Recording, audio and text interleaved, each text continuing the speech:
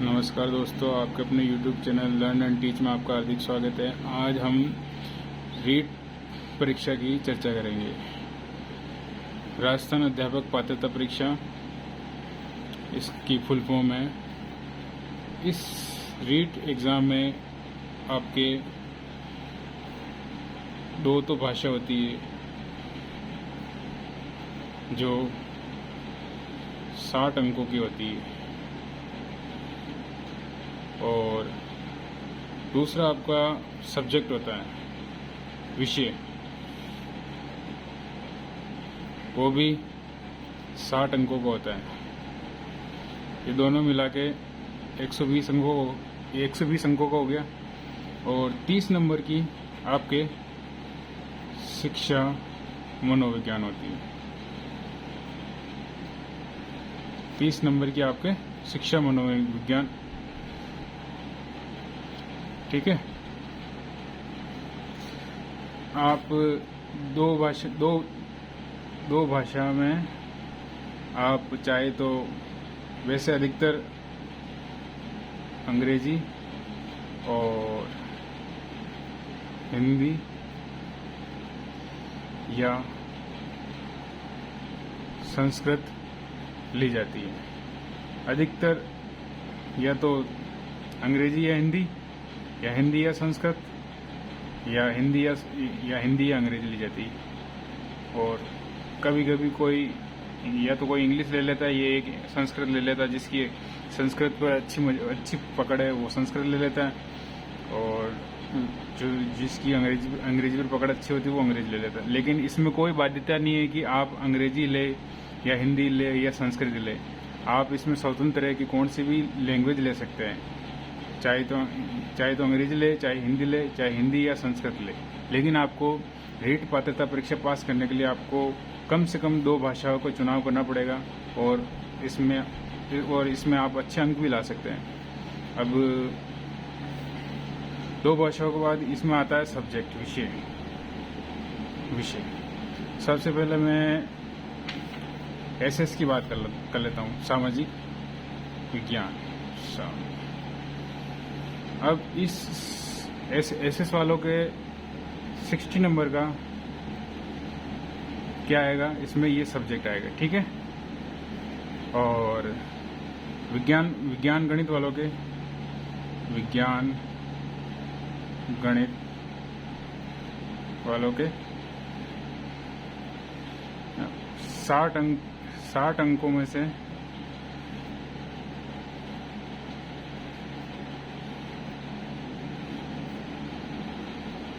गणित 30 नंबर की आएगी और विज्ञान भी 30, ये भी 30 अंकों की आएगी, ठीक है। और इसमें भी आपके 2 पार्ट होते हैं, इसमें भी 2 पार्ट होते हैं। सबसे पहला तो इसमें 20 प्रश्न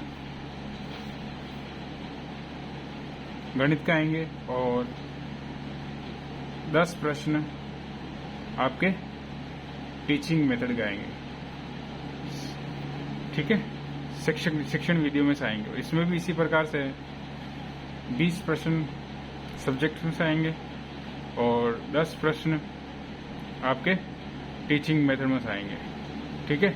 और सामाजिक विज्ञान में भी इसी प्रकार है। इसमें भी लगभग 45 नंबर प्रश्न का आपके विषय ज्ञान आएगा और 15 से 10 कुछ प्रश्न आपके टीचिंग मेथड आएंगे, ठीक है। और दूसरा आपके दो भाषाएं हो गई और विषय हो गया 60 अंकों का, तो ये टोटल 120 अंक हो गए, ठीक है। फिर लास्ट में बचता है शिक्षा मनोविज्ञान।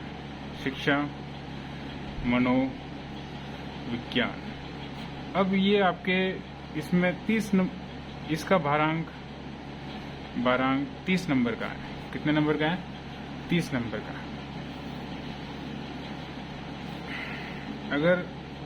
अगर आपने साइकोलॉजी अच्छी कर ली तो आपके टीचिंग मेथड के ये 10 प्रश्न, गणित के 10 प्रश्न, विज्ञान के ये ज़्यादा ठीक होने की संभावना बढ़ जाती है। ठीक है, और इसी प्रकार इसमें भी ऐसे ही है। इंग्लिश में 20 प्रश्न विशेष आएंगे, और वही 10 प्रश्न शिक्षण विधियों में से शिक्षण विधियां। इसी प्रकार हिंदी में भी यही सेम टू सेम चलेगा प्रोसेस, और संस्कृत में भी यही चलेगा। तो अब ये आपके ऊपर है कि आप कौन सी लैंग्वेज चूज करें। आपकी जो स्ट्रेंथ है उसमें से आप ये सब्जेक्ट सेलेक्ट कर सकते हैं।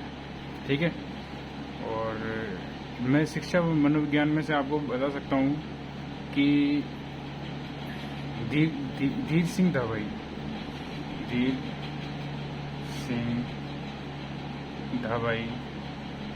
सर की बुक आती है। धीर सिंह धाबाई सर की बुक इतनी अच्छी है, उसको अगर आप पढ़ लेंगे ना तो आपके 30 में से 30 अंक भी आ सकते हैं। 30 में से 30 अंक भी आ सकते हैं, ये मैं बोल रहा हूँ आपको। धीर सिंह धाबाई सर की बुक, लेकिन आपको ये बुक बहुत अच्छे से पढ़नी पड़ेगी, तभी आपका 30 में से 30 स्कोर हो पाएगा। अगर आपने साइकोलॉजी अच्छी पढ़ ली तो देखो, अब टीचिंग मेथड के कितने प्रश्न हो गए, 10, 20, अंग्रेजी और हिंदी में 10, 40। तो टीचिंग मेथड प्लस साइकोलॉजी तो कितने क्वेश्चन, 70 प्रश्न हो रहे हैं। तो सबसे बड़ा रीट पात्रता परीक्षा में शिक्षण विद्या और प्लस मनोविज्ञान, ये आपके रीट पात्रता परीक्षा में मोस्ट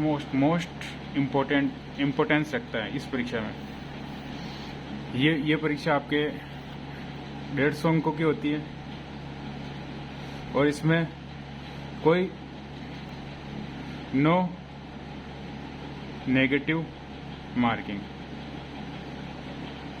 इसमें कोई नेगेटिव मार्किंग नहीं है। आपको जितने क्वेश्चन आए उतने कीजिए, और जो नहीं आए उसको तुक्के मार के फिर गोला भर दीजिए। तो ये एक पात्रता परीक्षा है। ये पात्रता राजस्थान सरकार में पहले ये पात्रता परीक्षा मतलब ये आजीवन नहीं थी, लेकिन अभी इस पात्रता परीक्षा की वैलिडिटी आजीवन कर दी है। तो ये पात्रता परीक्षा अब जल्दी माध्यमिक शिक्षा बोर्ड अजमेर के द्वारा आयोजित की जाती है, और इसकी विज्ञप्ति अब जल्दी ही निकाल दी जाएगी। साइकोलॉजी का मैंने बता दिया आपको। बच्चा गणित विज्ञान, आप विज्ञान को 6th to 12th, और सामाजिक ज्ञान भी 6 to 12th, 10th, 6 to 10th, और इसमें विज्ञान में भी 6 to 10th, 12th बोलना आ गया, सॉरी। 6 to 10th आप जो एनसीईआरटी बुक्स आते हैं ना वो ही पढ़िए, रीड के लिए सफिशिएंट है। आप विज्ञान के 20 प्रश्न आएंगे, गणित के 20 प्रश्न आएंगे। अगर आपने एनसीईआरटी चाहे एसएस हो चाहे गणित विज्ञान के विद्यार्थी हो, दोनों के लिए एनसीईआरटी बुक मोस्ट इम्पोर्टेंट। अगर आपने ये पढ़ ली ना तो आपके 150 में से 120 प्लस नंबर आराम से आ सकते हैं, 120 प्लस नंबर। लेकिन हाँ, जो मैंने बताया ना, साइकोलॉजी और ये टीचिंग मेथड, ये भी आपके बहुत अच्छे से तैयार होने चाहिए, तभी आपके 150 में से 120 प्लस नंबर आ सकते हैं। अगर आज 2 जुलाई है, अगर आज अभी से तैयारी करते हैं तो मेरे हिसाब से शायद 10 तारीख को बजट पेश होगा, उसके बाद जुलाई या अगस्त में इसकी विज्ञप्ति जारी हो सकती है। जुलाई या अगस्त में इसकी विज्ञप्ति जारी हो सकती है, फिर उसके बाद एग्ज़ाम अक्टूबर तक या नवंबर तक भी हो सकता है। इसलिए अभी ही अगर आज से तैयारी करोगे तो आप 150 में से 120 प्लस नंबर ला सकते हो। हाँ, एक बात और, अगर आप रीट परीक्षा की अच्छे से तैयारी करते हो रीट परीक्षा की आप अच्छे से तैयारी करते हो तो जिसको रीट मेंस बोलते हैं, लेकिन उसको वैसे अध्यापक भर्ती से जाना जाता है, लेकिन आम बोलचाल में उसे रीट मेंस बोलते थे। रीट मेंस। तो अगर आप रीट की अच्छे से तैयारी करोगे तो अध्यापक भर्ती में आपको psychology plus teaching method plus science plus गणित, तो और इन सब का योगदान आपके अध्यापक जो मेंस होगा ना अध्यापक भर्ती परीक्षा में बड़ा ही अच्छा रोल निभाएगा। और आपको 300 में से लगभग आप रीट पात्रता परीक्षा की तैयारी करोगे तो 150 नंबर तो आपको वैसे ही तैयार हो जाएंगे। 150 या 120 नंबर आपके वैसे तैयार हो जाएंगे। क्यों? क्योंकि आपने देखो गणित पढ़ ली प्लस विज्ञान पढ़ ली प्लस साइकोलॉजी पढ़ ली प्लस शिक्षण विद्या पढ़ ली, तो आपके जो रीट मेंस का एग्जाम होता है 300 नंबर का, वो आपके 150 नंबर तो ऐसे ही कवर हो जाएंगे रीट मेंस। लेकिन यही है कि आप अगर रीट मेंस की तैयारी अच्छे से करते हो तो ही आपके रीट की तैयारी अच्छे से करते हो तो ही आपकी रीट मेंस की तैयारी अच्छे से हो पाएगी। इसलिए मेरा ये मानना है कि आप रीट की तैयारी अच्छे से कीजिए। रीट की तैयारी में गणित, विज्ञान और शिक्षा मनोविज्ञान और टीचिंग में, और जो जिनके सामाजिक विषय है एसएस वाले, वो भी एनसीईआरटी अच्छे से पढ़ेंगे और टीचिंग मेथड और मनोविज्ञान में कौन सी मेरे हिसाब से मैं आपको धीर सिंह सर की बुक पढ़ने के लिए बताऊंगा कि आप धीर सिंह सर की ही बुक पढ़ें, क्योंकि ये बुक बहुत अच्छी है। अगर हाँ इसकी मानना कि थोड़ी भाषा क्लिष्ट है, लेकिन एक बार आपको समझ में आ गई ना तो उसके बाद आप रीट परीक्षा को तो उड़ा दोगे। आप रीट जैसी परीक्षा में 30 में से 30 ला दोगे। तो मेरा यही कहना है कि आप धीर सिंह बुक पढ़े, लेकिन ये अच्छी बुक पढ़े। धीर सिंह धाबाई सर की बुक इतनी अच्छी है कि आप 30 में से 30 रीट की साइकोलॉजी को तो आप उड़ा दोगे। इतनी अच्छी बुक है कि रीट की साइकोलॉजी का आप उड़ा दोगे। और बाकी एनसीईआरटी है, एनसीईआरटी तो आप इसमें साइंस में अच्छा कर सकोगे। एनसीईआरटी वही सामाजिक के लिए एनसीईआरटी हिंदी जो 9 to 10th की हिंदी आती है वो पढ़ लीजिए, और संस्कृत में वही 9 10 की ग्रामर आती है वो पढ़ लीजिए, तो आप इसमें अच्छा कर सकते हो। तो अब आज हमने रीट पात्रता परीक्षा की चर्चा की। अब हम अगले वीडियो में रीट मेंस की परीक्षा की चर्चा करेंगे। धन्यवाद।